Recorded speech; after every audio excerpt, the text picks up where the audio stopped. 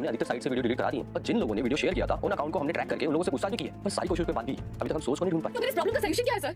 इस fake video की वजह से ना सबकी नींद उड़ रही है और इसका सबसे ज्यादा असर तो हमारी 7 साल की बच्ची पर पड़ रहा है।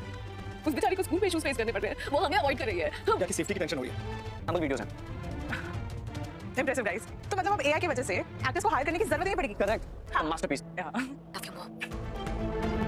ये रिश्ता क्या कहलाता है कि आने वाले एपिसोड होने वाले हैं ज़बरदस्त सनसनीखेज है। जी हाँ दोस्तों, आने वाले एपिसोड में आप देखेंगे कि उधर अरमान और अमीरा जाकर इसी चुप से मिलते हैं थानेदार से। उसे कहते हैं कि हमारा क्या हुआ, उस बंदे को तुमने पकड़ा। वो कहता है हमने वो वीडियो वेबसाइट से डिलीट करवा दिया है। जिस अकाउंट पर वो वीडियो वायरल हुआ था उन लोगों से भी हमने पूछताछ की है, लेकिन असली बंदे तक हम नहीं पहुंचे अभी तक।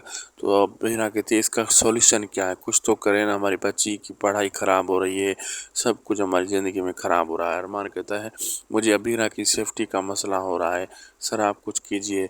और वही लड़का जिसने वो वीडियो बनाई थी एआई से अरमान और अबीरा की, वो तानिया के सामने आता है और तानिया को बता रहा होता है हम कैसे वीडियो बनाते हैं और एक्टर्स को के साथ वीडियो एआई से बनाकर वायरल करते हैं और जो है ना पैसे भी नहीं भरने पड़ते। हमारा ये लेटेस्ट वीडियो जो हमने वायरल किया था वही वीडियो अरमान और अबीरा वाला जैसे तानिया को दिखाता है, तानिया तो हैरान हो जाती है।